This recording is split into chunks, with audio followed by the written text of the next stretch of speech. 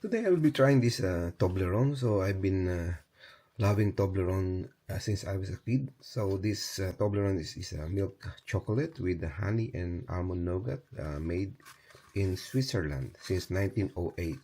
Okay, but I'm curious today if this one's saying 340 grams. So basically this is a net weight. I want to see if it is close to 340 grams.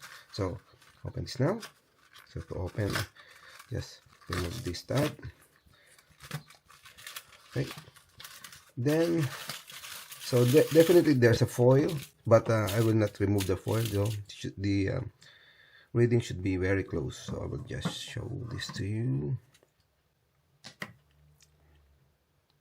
So it's 0 right now. I don't know if you can see. Then put the, so 341 grams. So this one is 340, so probably the foil is 1 gram. Okay, so pretty close, so I'm happy with that. So time to eat the Toblerone. Okay, thank you for watching.